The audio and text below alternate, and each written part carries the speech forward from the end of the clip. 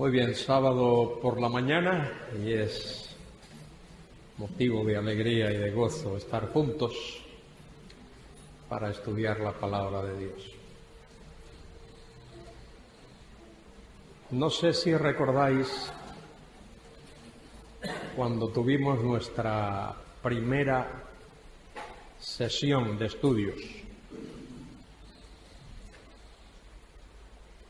lo que dije respecto al estudio de este tema. ¿Alguien se recuerda lo que dije? No hay enunciado ningún tema, ¿no? No, todavía no. Estoy recordando lo que vimos hace una semana. Sí, el primer día dije que la razón por la cual estudiamos esto, porque algunos dicen, bueno, ¿por qué no, entiendes, estudiar otras cosas? ¿Por qué invertir tiempo en esto? ¿Ah? ¿Por qué invertir tiempo en esto? Muy bien, muy importante. Estudiamos esto porque esto nos desafía y nos obliga a vivir en santidad, que es una de las cosas que en muchos círculos evangélicos está ausente. Se le sigue dando poca atención a eso y se sigue teniendo en poco esta cuestión de vivir vidas santas delante de Dios. Muchos cristianos siguen mintiendo, robando, sí, cristianos que roban. ¿Cómo es eso? Sí. Si tú trabajas en una empresa y te has comprometido a trabajar 8 horas al día y solo trabajas 7 y la otra hora te la pasas jugando, tonteando, bromeando, le has robado 1 hora a la empresa. Si debes de comenzar a las 8 y comienzas a las 8:10, esa mañana le robaste 10 minutos y es así. Hombre, pero eso es una exageración, que no es exageración. No sé si en alguna ocasión en esta congregación, cuando he tenido el privilegio de predicar, he contado una historia, no una anécdota, una historia tan real, tan verídica como la voy a mencionar ahora. Tengo un libro en mi biblioteca que se llama El hombre de negocios cristiano. Está en inglés. The Christian Businessman. El autor se llamaba, está con el Señor ya, John E. Mitchell. Era el presidente de una empresa grande en la ciudad de Dallas. Era un hombre cristiano. Era miembro de una iglesia presbiteriana muy conservadora en la ciudad de Dallas. Y allí trabajaban sus hermanos, sus sobrinos. Y este hombre, como un acto de bondad, daba trabajo, empleo, a estudiantes del seminario de Dallas, del cual yo era uno. Y la idea era esta, el plan era este: cuando tengáis el horario de clases ya establecido, venís aquí y decís a esta persona encargada, puedo trabajar 2 horas el lunes, 2 el martes, 3 el jueves y así hasta completar un número de horas para ayudarte a tus gastos El salario era igual que a los demás empleados. Yo trabajé allí 4 años y medio. Allí. Todavía llevo las marcas en los dedos porque era una fábrica de maquinarias pesadas. Se trabajaba con unas planchas de acero pesadas. Y había un estudiante, hubo un estudiante en el seminario que tenía un turno de noche. Él estudiaba por el día y había un turno de noche. Se suponía que a las 6 de la tarde por ahí él fuese a trabajar. Había un reloj, una tarjeta, tú cogías la tarjeta y la marcabas. Cuando entrabas, a las 8, a las 6, a la hora que fuese, marcabas. Y a la hora de terminar tu trabajo, marcabas tu salida. Este joven estaba preparándose para ser pastor de una iglesia, para enseñar la Biblia a los miembros de su iglesia. Pero por 4 años este joven marcaba su tarjeta, trabajaba media hora, saltaba una verja y se iba a casa a estudiar.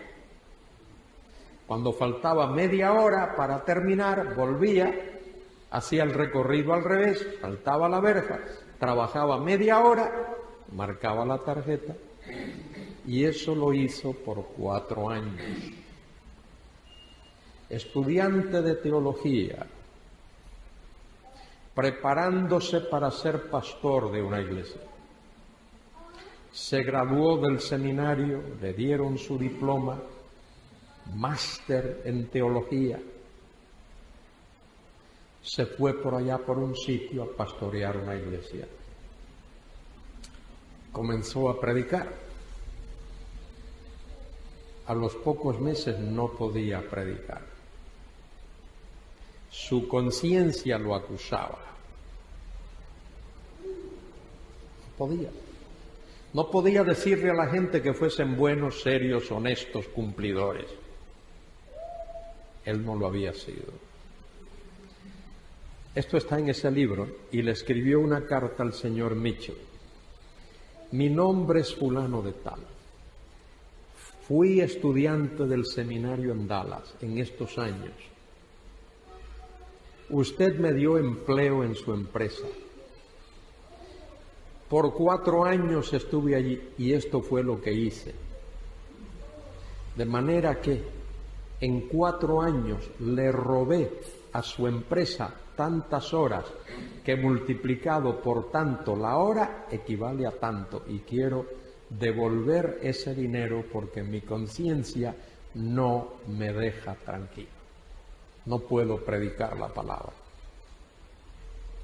Hay cristianos que roban y que mienten y algunos extorsionan.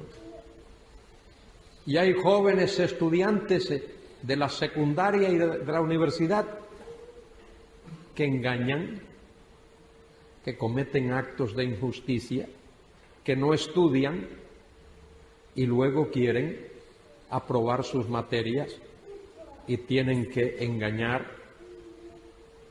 tienen que mentir, tienen que llevar sus chuletas escondidas a la hora del examen.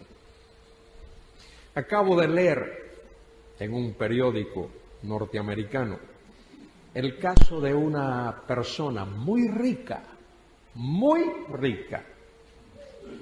miembro de una familia que tiene dinero para llenar esto allí.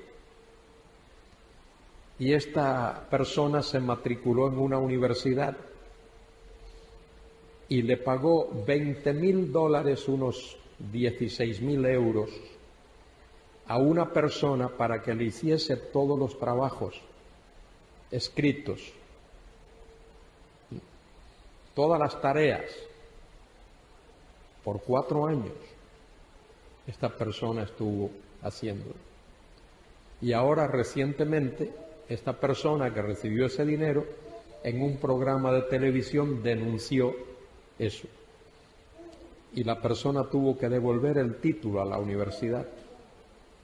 Bien hecho. Bien hecho. Entonces, ¿por qué estudiamos esto de la segunda venida de Cristo? Porque a la luz de su venida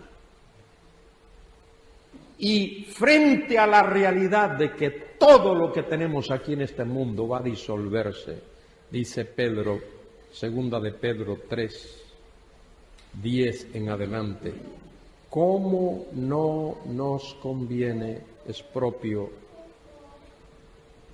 tener una santa manera de vivir? Y San Juan dice que todo el que tiene esta esperanza en Él se purifica, como Él es puro, se santifica como Él es santo. Y Pablo habla de la corona de justicia que el Señor, juez justo, dice Pablo, me dará a mí, y no solo a mí, sino a todos aquellos que aman su venida. Y como cristianos tenemos que vivir a la luz de la realidad de que Cristo viene y que tenemos que dar cuentas a Él por lo que hayamos hecho en el cuerpo. 2 Corintios 5:10, sea bueno o sea malo, porque cada uno dará a Dios razón de sí. Papá no va a responder por el hijo, ni por la hija, ni por la esposa. Cada cual, cada uno, dará a Dios razón de sí. Es importante entonces entender eso. Y nosotros los predicadores tenemos una tremenda responsabilidad. Tenemos una tremenda responsabilidad. Poner nuestras prioridades en orden y nuestros compromisos en orden. Le digo a mi familia, ellos lo saben. En mi vida tengo 3 prioridades, 3 compromisos que están por encima de todos los demás. Dios primero, su palabra y su iglesia. Esos son mis 3 compromisos. Todo lo demás está supeditado a eso. Primero Dios, luego su palabra y su iglesia. Y no desprecio en lo más mínimo a mi familia, los amo a todos, los quiero muchísimo, nos hemos sacrificado por ellos, pero Dios está primero, y su palabra y su iglesia. Y os voy a decir algo más. A veces hablamos de los líderes de la iglesia y vamos allí a 1 Timoteo 3 y a Tito 1, donde dice que los líderes de la iglesia deben de ser irreprensibles, ¿verdad? Dice así, irreprensibles. Irreprensibles es irreprochables. No hay de qué acusarles, no hay por dónde agarrarlos. Pero eso no se limita solo a los líderes. Todos los miembros de la iglesia deben ser así, porque los líderes se escogen de entre los miembros de la iglesia. Uno no se hace irreprochable después que es líder, después que es diácono o después que es anciano. Uno tiene que ser irreprochable antes de ser diácono, antes de ser anciano, antes de ser pastor, antes de ser misionero, antes. Muy importante eso. Bueno, ese era un sermón introductorio, no habrá ofrenda por ese pequeño sermón. Pero sí quiero decir, añadir a lo que he dicho, algo que también considero importante. Y cómo me gustaría a mí que esto lo aprendiésemos de una vez y por todas. Yo voy a muchos sitios a dar estudios como este y parecidos a este y otros, de otros temas. No solo hablo de profecía y de escatología.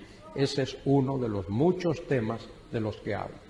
Hablo de cristología, hablo de la doctrina de la salvación, hablo de la Iglesia, hablo del Espíritu Santo, hablo de muchas otras cosas y estudios de libros de la Biblia. Pero observo que hay cristianos que tienen alguna preguntita guardada. ¿Me explico? Y a todo predicador que pasa por allí le hacen esa misma pregunta. Y mire usted, esto se lo he preguntado yo a no sé quién, que ha pasado ya. Y lo vuelven a preguntar.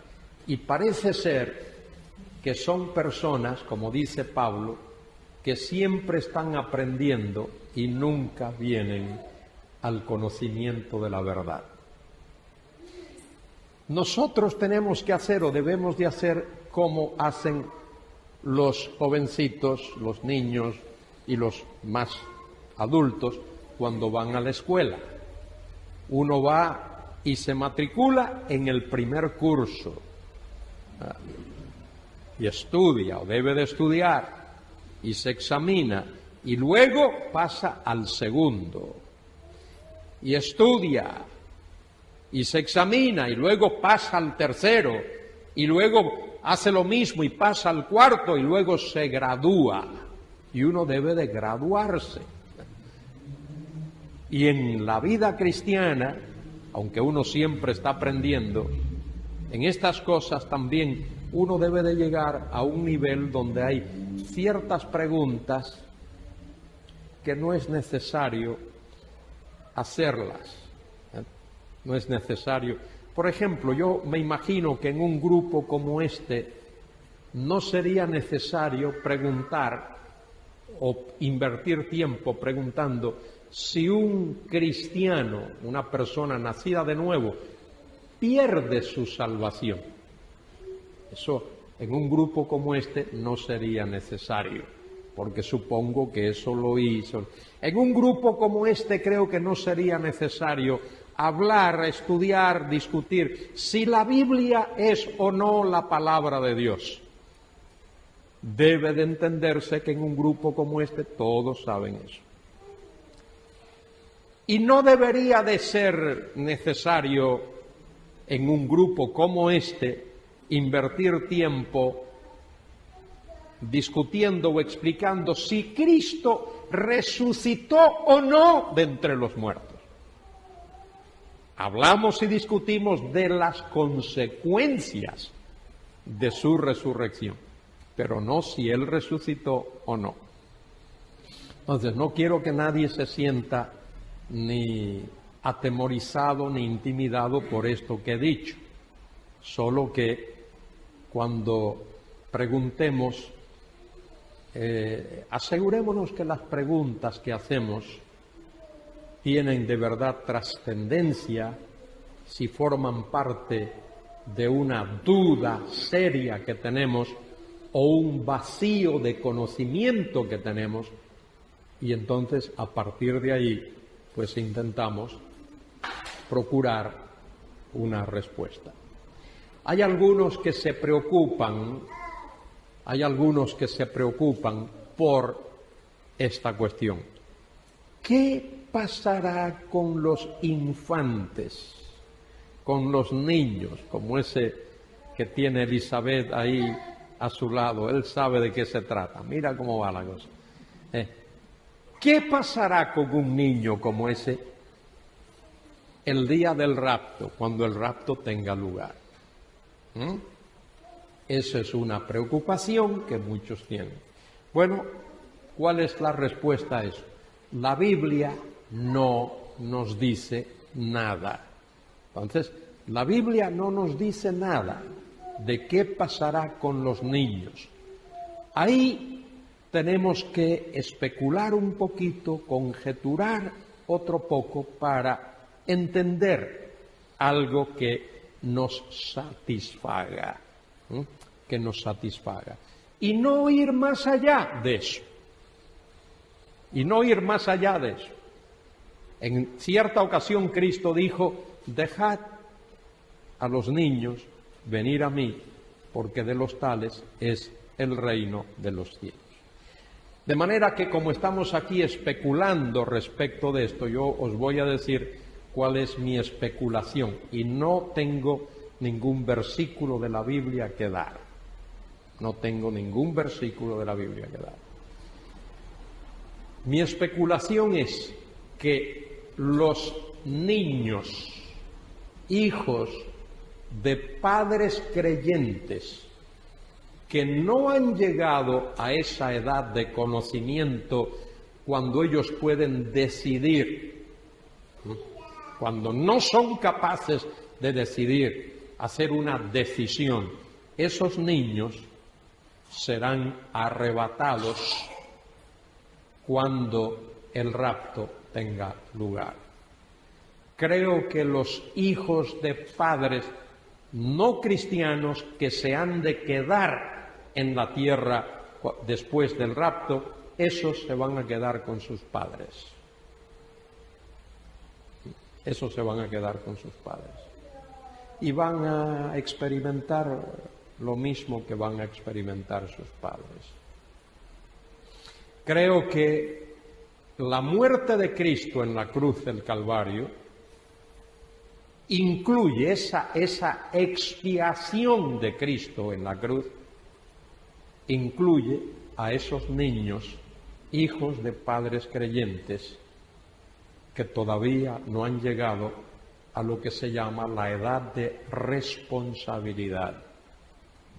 Es más, creo que la expiación incluye también a aquellos que han nacido sin la capacidad de creer, personas discapacitadas, no tienen la capacidad mental para creer, esos minusválidos profundos que no tienen la capacidad de creer. Creo que esos están incluidos en la expiación que Cristo obró en la cruz del Calvario. De manera que no tengo versículo, no tengo pasaje de la Biblia, pero mi intuición y lo que leo de las Escrituras, lo que he leído, me lleva a pensar así. Los pequeños hijos de padres cristianos, cuando esos padres sean arrebatados, esos niños serán arrebatados también. Se supone que si han llegado a la edad de la responsabilidad, que ya pueden creer, sus padres los hayan evangelizado para que hayan hecho una decisión por Cristo. Yo creo en el evangelismo de los niños. Creo que a los niños hay que evangelizarlos. Y creo que deberíamos de invertir mucho tiempo evangelizando a los niños. Una persona de 60 o de 70 o de 80 años tiene poco camino que recorrer. Un niño tiene mucho camino que recorrer. Entonces sería bueno invertir más tiempo evangelizando a los niños. Como lo que he dado es una opinión y es una conjetura, aquí otros pueden tener su opinión y su conjetura. Si alguien puede iluminarme, enseñarme algún pasaje de la Biblia que diga lo contrario a lo que he dicho, que se sienta en libertad de hacerlo, porque estamos aquí para aprender. ¿Entendemos esto? Es lo que he dicho. No pregunto si estáis de acuerdo. Pregunto si has comprendido lo que he dicho. Eso es lo que más me interesa. No tanto si estás de acuerdo o no estás de acuerdo. ¿Sí? Hemos hablado ya, voy a poner esto aquí.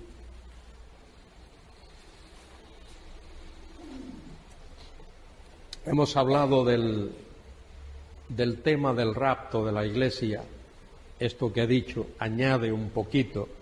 Hoy nos corresponde primordialmente hablar del milenio, del reino del Mesías, del reino del Mesías.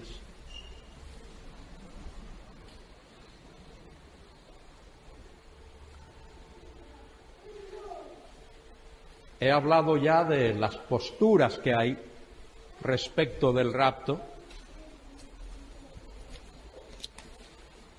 y hay alrededor de 3 o 4, y a lo mejor por ahí luego aparece alguna más.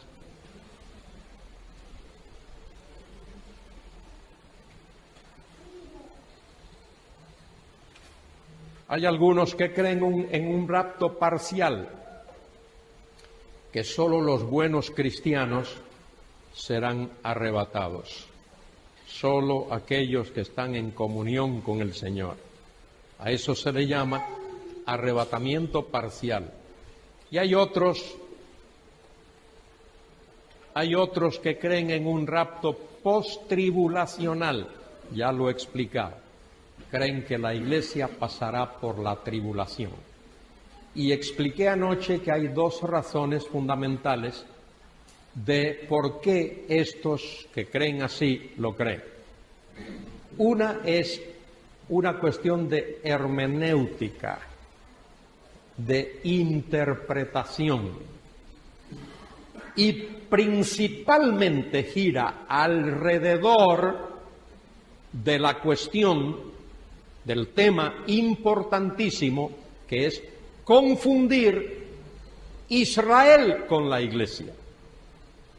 La pregunta es, ¿pasará Israel por la gran tribulación? ¿Sí o no? La respuesta es sí. Entonces, si tú crees que la Iglesia es Israel, entonces vas a decir que la Iglesia va a pasar por la gran tribulación. Esa es la primera cuestión. Y la segunda es que en los evangelios y en algunas de las epístolas se habla de los sufrimientos terrenales de los cristianos, nuestros sufrimientos terrenales. Aquí en este mundo vamos a padecer aflicción, pero esa aflicción no es la gran tribulación. La gran tribulación es, ¿qué cosa?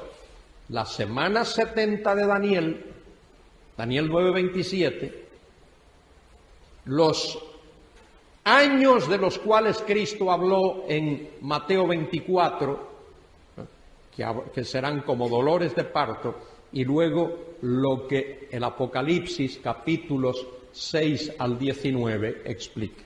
Y serán juicios sobrenaturales. Dios traerá esos juicios sobrenaturalmente, milagrosamente, a la tierra. Y esos juicios están en 3 series: los sellos, las trompetas y las copas. Los 6 primeros sellos abarcan la primera mitad de la tribulación.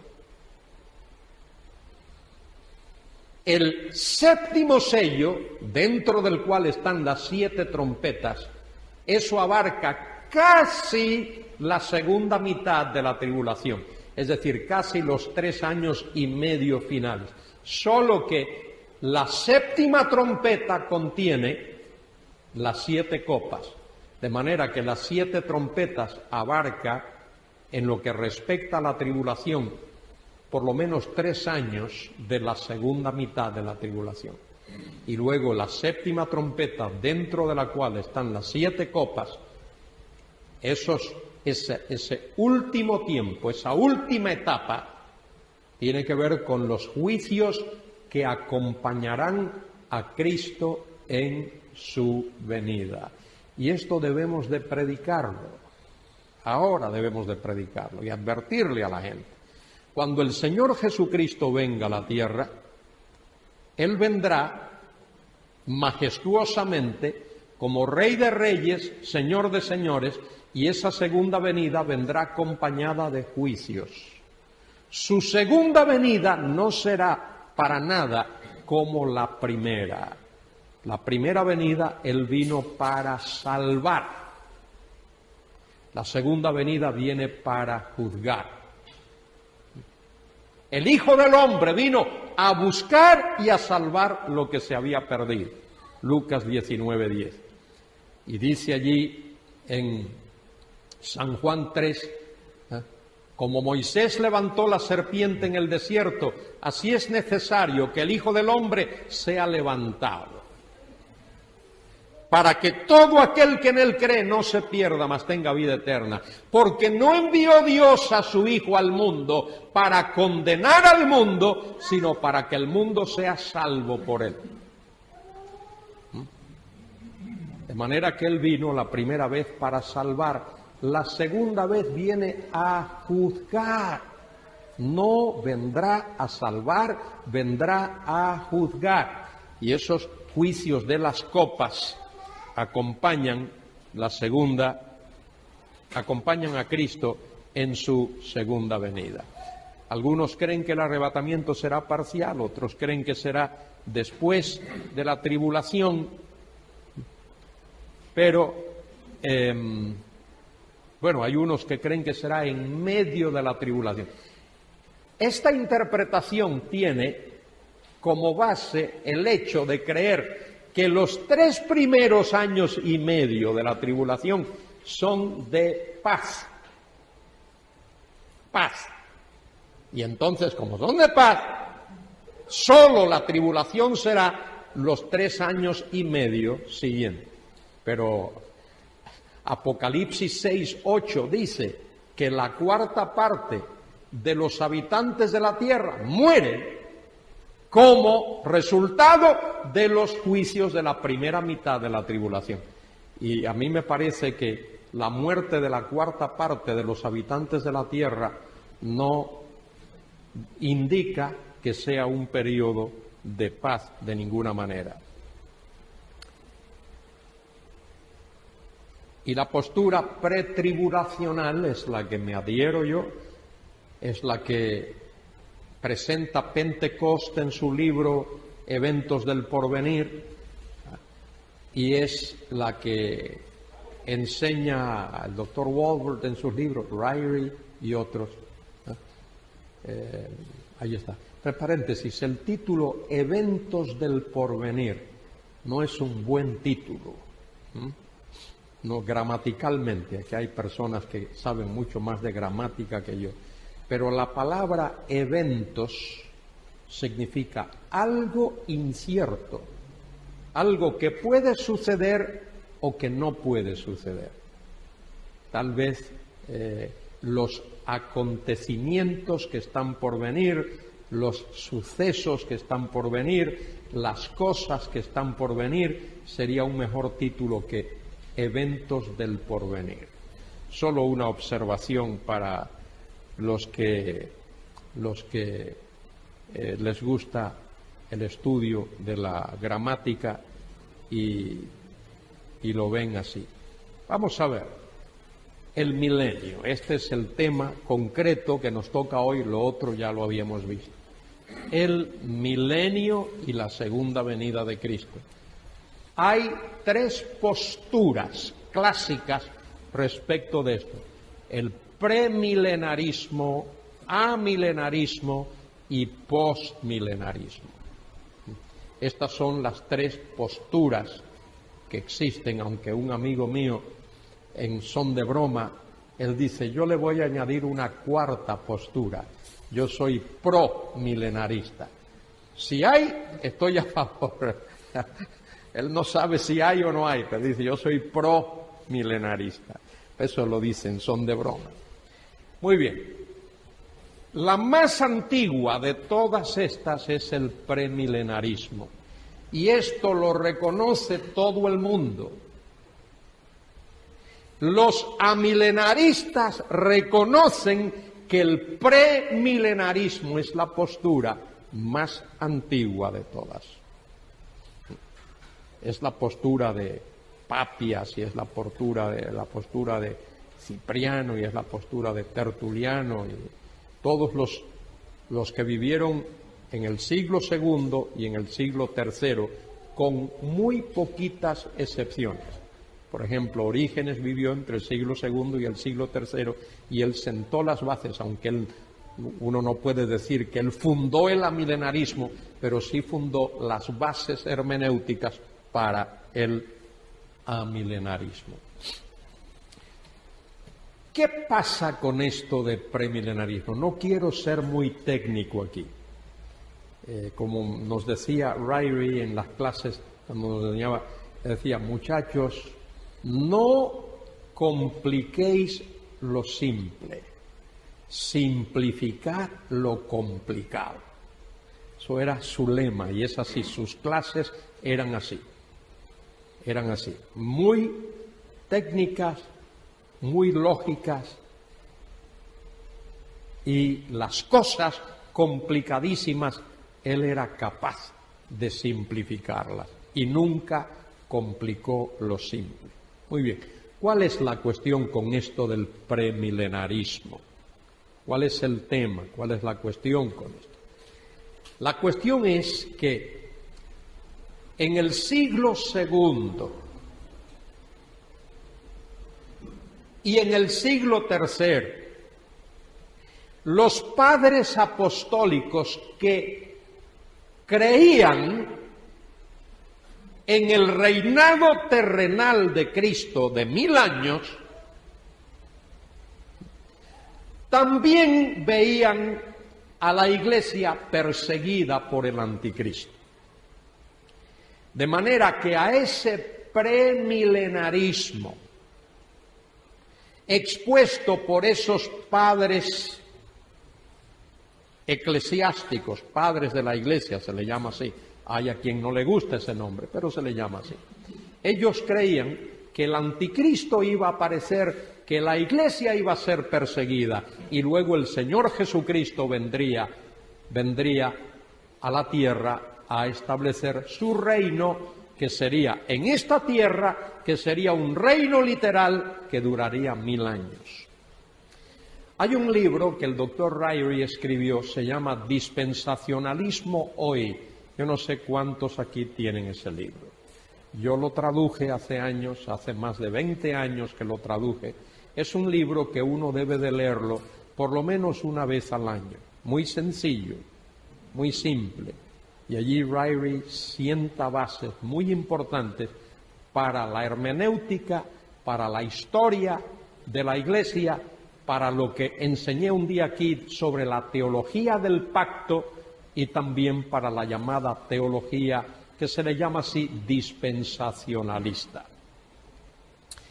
Él lo explica ahí. Yo recomiendo que ese libro se lea. Ryrie lo escribe de una manera tan caballerosa. Ahí él no ofende a nadie. Él es un caballero de cabeza a pies, de pies a cabeza, y así es personalmente. Suave, tranquilo, bíblico, lógico, sistemático, y él lo explica ahí. Leed ese libro. Lástima, hay una revisión de ese libro, pero está en inglés, todavía no se ha publicado en castellano. La versión que está en castellano es suficiente para cualquiera. De manera que en esta postura premilenarismo habría que poner aquí una especie de llave, y hay lo que se llama premilenarismo histórico. Premilenarismo histórico. Esos son los padres apostólicos del primer siglo y del... Aunque ese nombre, premilenarismo histórico, es un nombre moderno. Es un nombre que surge a partir del siglo XVIII para acá. A partir del siglo XVIII. Premilenarismo histórico porque esos eran premilenaristas. Solo que no tenían claro la cuestión de el rapto de la Iglesia antes de la tribulación. Eso no lo tenían claro. Y quienes teológicamente en tiempos modernos aclararon eso, o por lo menos lo expusieron con alguna claridad, fueron los fundadores de las asambleas, Darby, Tregelles y otros más.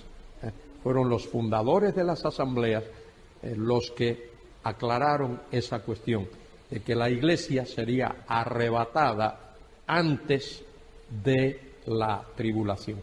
Hubo otros, porque se han descubierto documentos de la Edad Media, mire, donde había hombres que exponían lo que se ha llamado dispensacionalismo.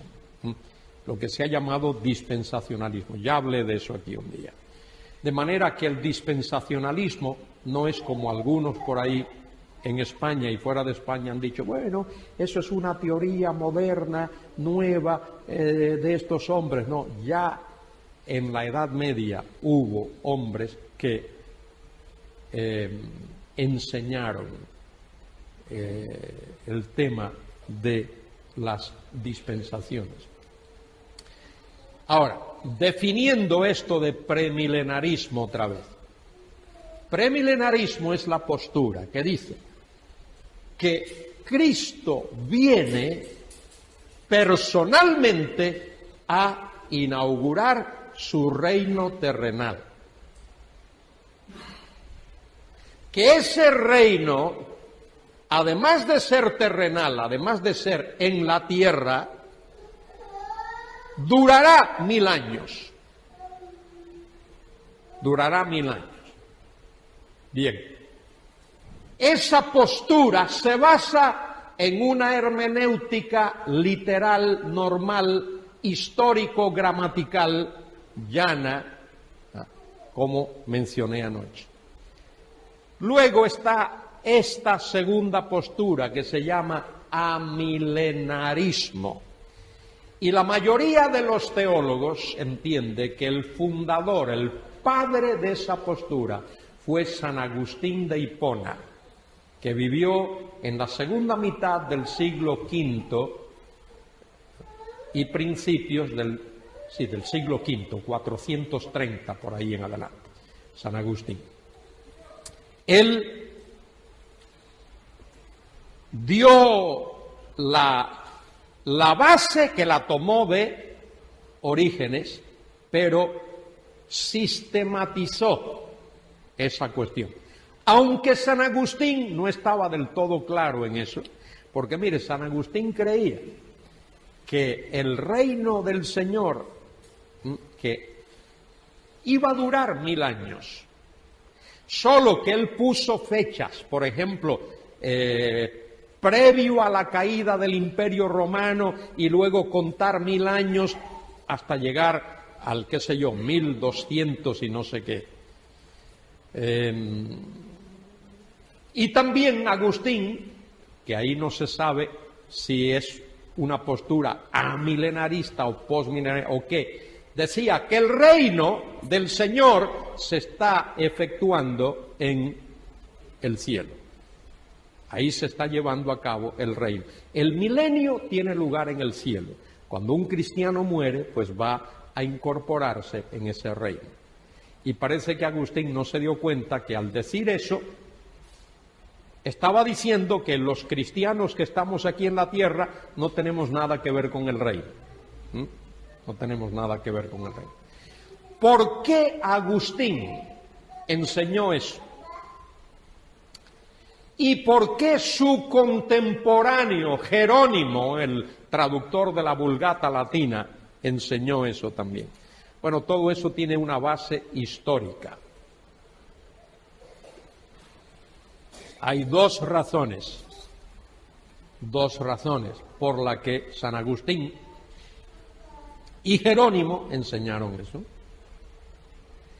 A ambos les parecía que el reino era demasiado judaico y ambos tenían un poco de mal adversión, sentimientos negativos hacia el judío. De manera que veían al reino, veían el reino como algo muy judaico, esa era una razón. Otra razón más que exponen, por ejemplo, Jerónimo lo expone y Agustín también, decían que el reino, tal como se presentaba, era muy carnal, muy terrenal y poco espiritual, porque ellos enfatizaban el aspecto espiritual del reino. Sin embargo, cuando uno lee los pasajes que hablan del reino, uno ve que hay ambas cosas. Hay un aspecto que es terrenal, propio, porque el reino será en la tierra, pero hay otro aspecto que es espiritual. El reino tiene mucho, pero mucho de espiritual. Y también tiene cosas también que son materiales. La cuestión es que por esa regla de 3 de San Agustín y de Jerónimo, un cristiano nunca podría ser espiritual. Pues estamos en el cuerpo, comemos, bebemos, dormimos, hacemos cosas que tienen que ver con nuestra vida física, trabajamos, pero la Biblia habla de que un cristiano debe ser una persona espiritual. Y ahí San Agustín y Jerónimo, honestamente, estaban confundidos.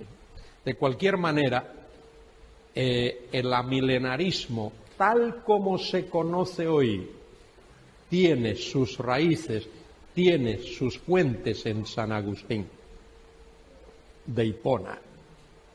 Gran teólogo, hizo muchas cosas buenas para la Iglesia, sus obras buenísimas, muchos aspectos de su teología, pero en este aspecto ahí no aplicó la hermenéutica. Es interesante que San Agustín escribió un tratado de hermenéutica, un libro de texto de hermenéutica, en el que hace énfasis en que la hermenéutica, la interpretación de la Biblia, debe ser literal, normal, llana, como lo he dicho aquí, solo que él no lo aplicó. Él escribió eso, pero se saltó todas las normas que él mismo había puesto. Muy bien, vamos a ver aquí un poquito, esto tiene su historia, el amilenarismo. Todos los historiadores, cuando digo todos, a lo mejor hay alguna excepción, esos adverbios no son buenos usarlos. La gran mayoría de los historiadores reconocen que hubo un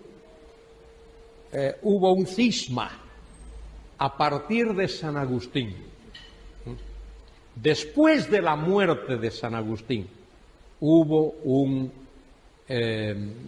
vacío, un gran vacío teológico, hubo un gran vacío exegético, hubo un gran vacío en el estudio de las Escrituras.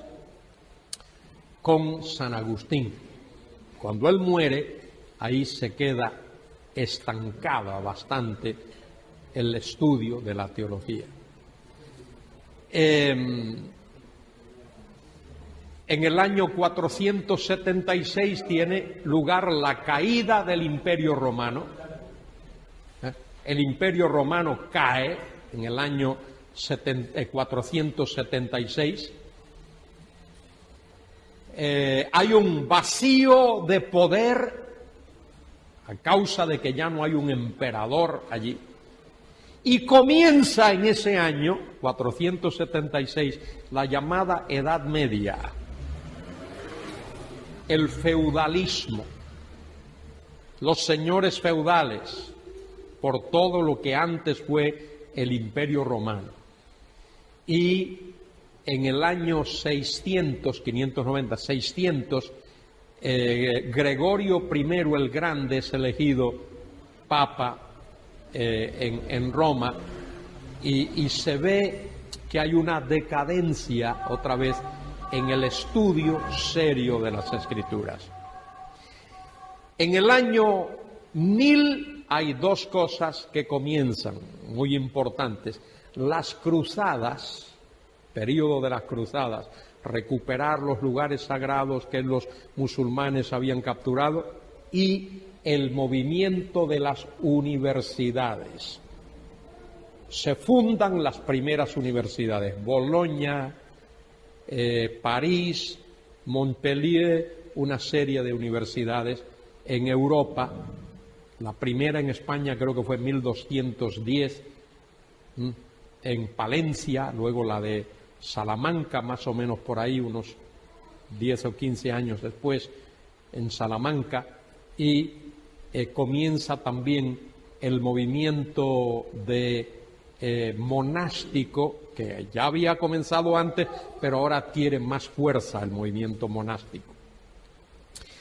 Con las universidades ocurre lo siguiente: la filosofía invade el campo de la teología.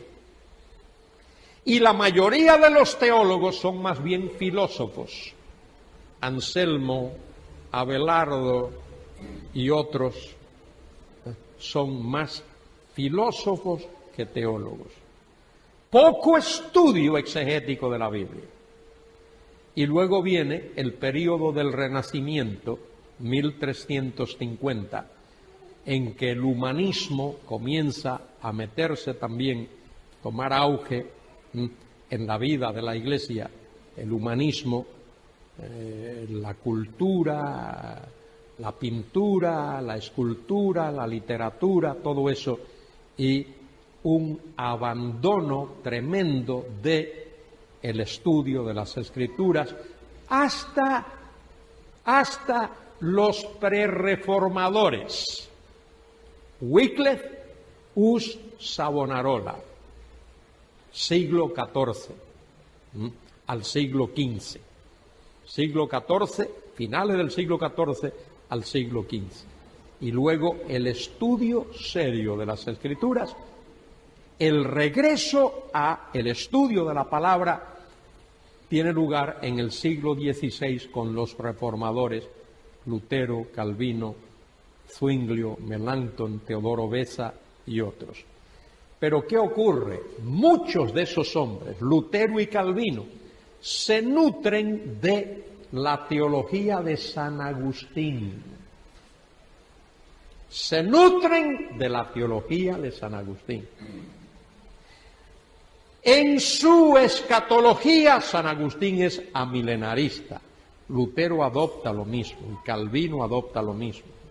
Y otros de esa época adoptan el mismo amilenarismo. ¿Por qué? Porque cuando contemplan el escenario histórico de aquellos tiempos, no ven la nación de Israel por ningún sitio.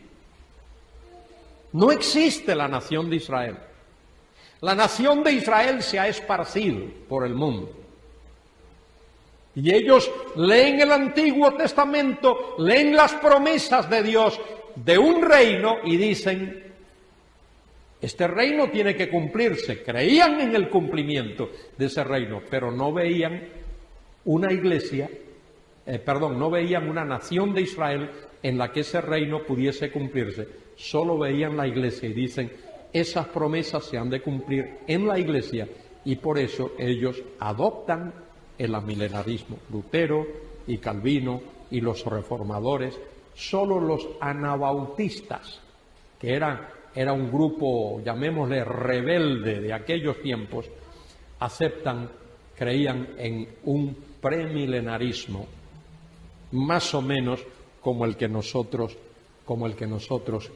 creemos.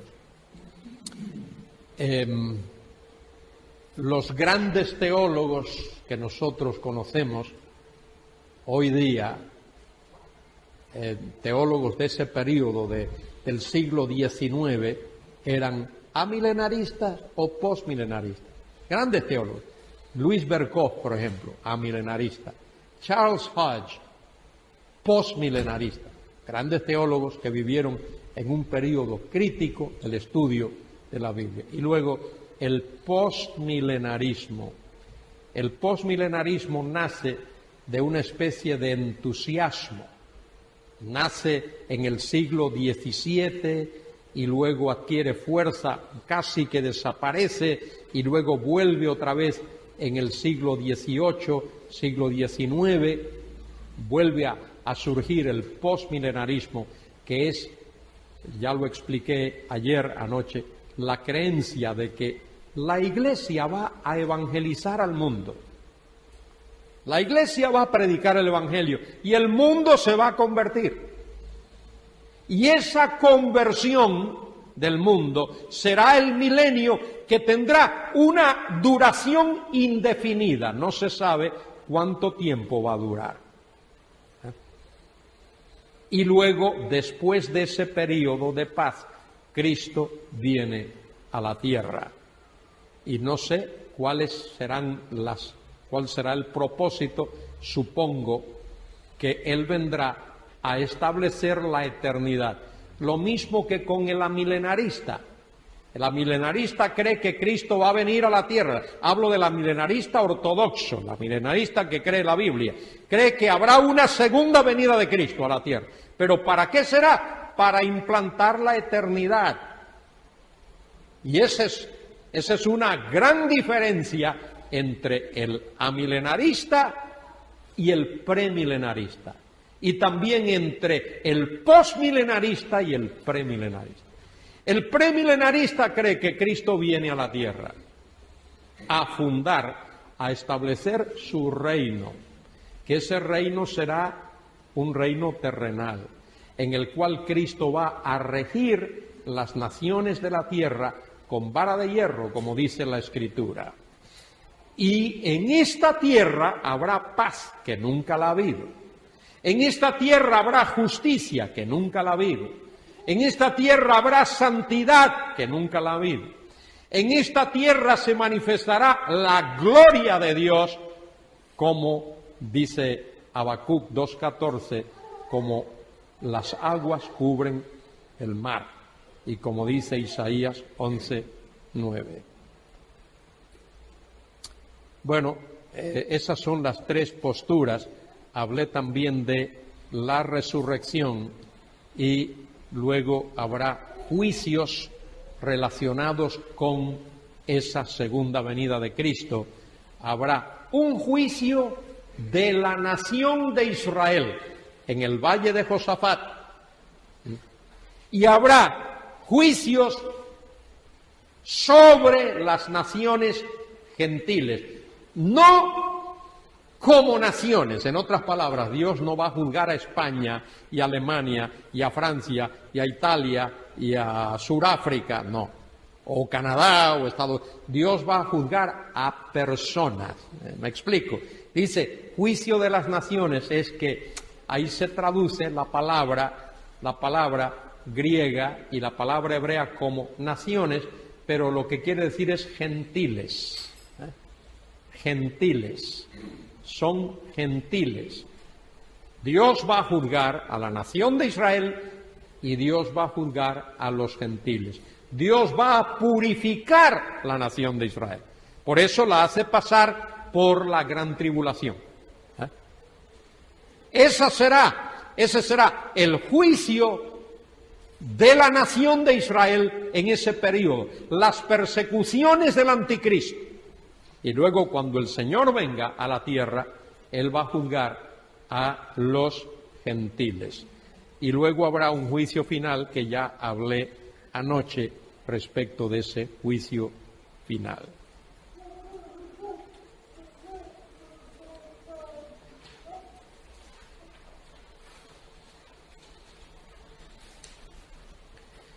Muy bien, la segunda venida de Cristo a la tierra es el acontecimiento central de la historia. Todo lo que este libro enseña apunta a la segunda venida de Cristo. Todo lo que este libro enseña apunta a la segunda venida de Cristo. Y menciono aquí que hay más referencias a la segunda venida de Cristo. Se menciona mucho más que la primera venida. La segunda venida se menciona mucho más que la primera venida. La proporción es 1:8. Por cada una vez que se menciona la primera venida hay 8 referencias a la segunda venida de Cristo. Bueno, ahora mismo casi es las 12:30. Yo no sé a qué hora queréis, hasta qué hora queréis estar aquí. Hoy comenzamos un poquito tarde. Bueno, yo tengo 2 cositas más que decir, pero no quiero cansar a nadie. Voy a decir brevemente en 8 minutos, y ahí terminamos a las 12:30, vamos a terminar. Luego voy a pedir que este grupo salga porque quiero tomar una foto afuera del grupo. Vamos a buscar, por favor, en el Apocalipsis capítulo 20.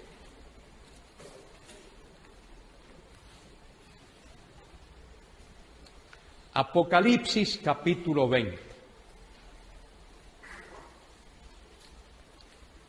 No es bueno, hermanos míos, no es bueno cuando uno toma una postura o tiene una postura teológica, bíblica, no es bueno que uno ridiculice al que tiene la postura contraria.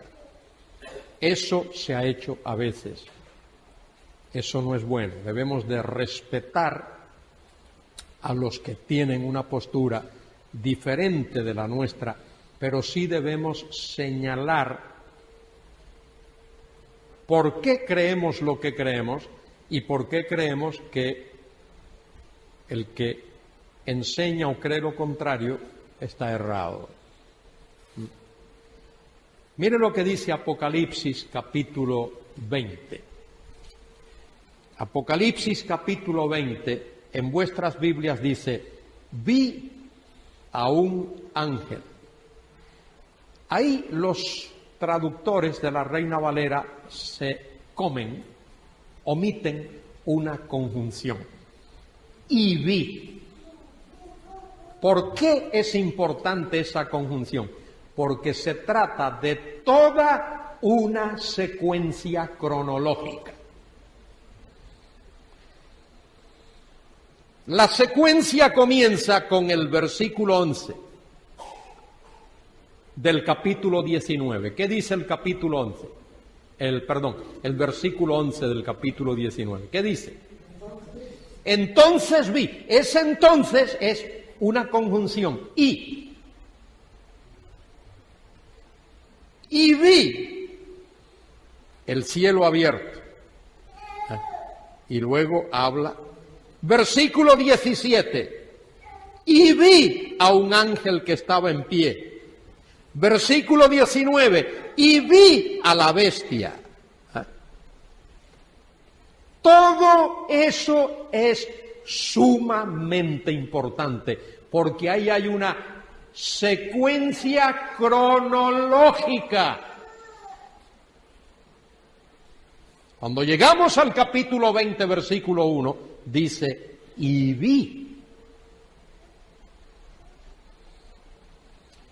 vi a un ángel que descendía del cielo con la llave del abismo. Y ahora Juan va a utilizar metáfora, lenguaje metafórico para que nosotros entendamos. Recordemos que la interpretación literal de la Biblia toma en cuenta el lenguaje metafórico. Habla de un ángel, ser celestial, que descendía del cielo con la llave del abismo. El abismo es la guarida de Satanás. Ya el abismo ese había sido abierto en el capítulo 9 para que salieran de allí demonios terribles que van a afectar la tierra y sus habitantes durante la tribulación. Con la llave del abismo y una gran cadena en la mano. Esa llave, ese abismo y esa gran cadena es para que nosotros entendamos. Dice el versículo 2, y prendió al dragón. Y ahí está usando lenguaje metafórico para que entendamos el carácter del ser que es descrito.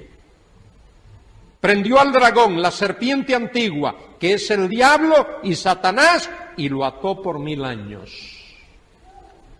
Y ahí es donde quiero detenerme un instante antes de que termine la hora.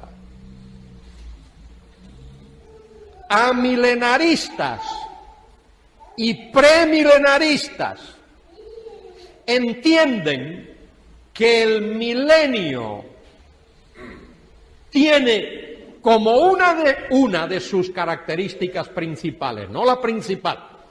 La principal característica del milenio es la presencia en gloria de Cristo.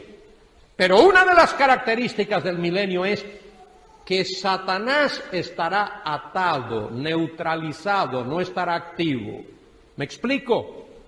Entonces el amilenarista, para defender su postura, tiene que decir, y de hecho lo dice, tengo muchos libros donde ellos lo dicen, que ahora mismo Satanás está atado. Bueno, tú dices que no, ellos dicen que sí. Yo te enseño libros donde ellos dicen que sí, que Satanás ahora mismo está atado. Algunos un poco así bromísticamente dicen con una cadena muy larga. Pero ni con cadena larga ni con nada. Satanás estará, cuando esto ocurra, en el abismo. Estará encarcelado. Y fíjese, si Satanás no está atado, tú les preguntas a ellos, bueno, ¿y cuándo fue atado Satanás? Cuando Cristo estuvo en la tierra, cuando Él murió en la cruz. Porque en un pasaje el Señor dice, vi a Satanás caer, descender como un rayo, como un relámpago. Y ahí fue atado. Sí, pero mire, en Hechos capítulo 5, Pedro le dice a Ananías y Zafira que Satanás llenó el corazón de ellos para engañar al Espíritu Santo. En primera los tesalonicenses, Pablo dice que muchas veces quiso ir a verlos, pero Satanás se lo impidió.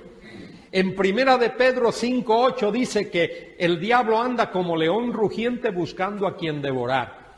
Y así podemos buscar pasajes tras pasajes donde se habla que Satanás está vivo y activo en el planeta Tierra.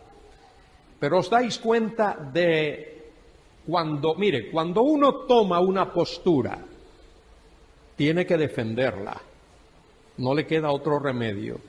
El amilenarista, oídme bien, dice que ahora mismo estamos en el reino. Pero como una de las características principales del reino es que Satanás no está activo, tienen que decir que Satanás está atado ahora.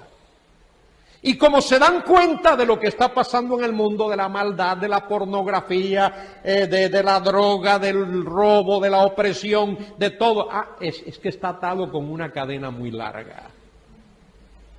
Y lo mejor, lo más sensato es decir, señores, Satanás no está atado todavía, lo va a estar. Lo va a estar. Cuando Cristo venga a reinar, antes de la inauguración de su reino, Satanás va a estar atado. Digo otra cosita más antes de terminar. Y esto que voy a decir es sumamente importante. Sumamente importante. Mire lo que dice el texto. Dice en el versículo 2 que Satanás lo ató por 1000 años. Mire ahí la palabra 1000 años. Y lo arrojó al abismo y lo encerró. Y puso su sello sobre él, para que no engañase más a las naciones, hasta que fuesen cumplidos 1000 años. Y después debe de ser desatado por un poco de tiempo. Y vi tronos, y se sentaron los que recibieron facultad de juzgar las almas de los decapitados por causa del testimonio de Jesús y por la palabra de Dios. Los que no habían adorado a la bestia, ni a su imagen, y que no recibieron la marca no recibieron la marca en sus frentes ni en sus manos, y vivieron y reinaron con Cristo 1000 años. Y como 2 o 3 veces más se menciona 1000 años. Ahora, ahí está el pasaje. ¿Qué dice la milenarista? Dice, Esos 1000 años ahí, eso es un periodo de tiempo indefinido, largo, porque el libro del Apocalipsis es un libro simbólico, esos 1000 años son simbólicos, no son 1000 años literales. El reino, porque llevamos de iglesia ya 2000 y pico de años, ¿verdad? Entonces, si la iglesia es el reino, ya el reino ha durado 2000 y pico de años. No, es el milenio, este es el milenio porque... Ahora, esto es lo que quiero decir. Y en la tarde, esta tarde, hablaré de esto. Ponedme atención a esto. El tema del reino terrenal se enseña a través de todo el Antiguo Testamento.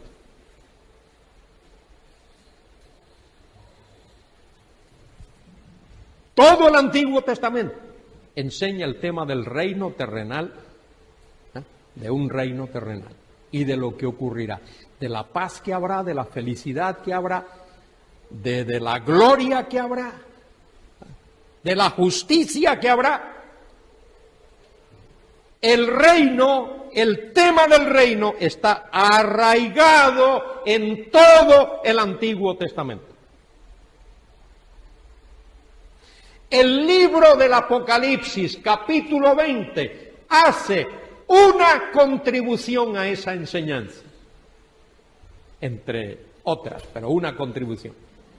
Decirnos que ese reino durará 1000 años. Eso es lo que el Apocalipsis contribuye. El Apocalipsis 20 contribuye con decirnos cuánto durará esa era de gloria, de paz, de justicia, de santidad, de bendición en la tierra, cuando no habrá guerra, cuando no habrá enfermedad, cuando no habrá catástrofes, cuando el desierto florecerá como la rosa, como fue en los días de Adán y Eva. Muy importante eso que he dicho.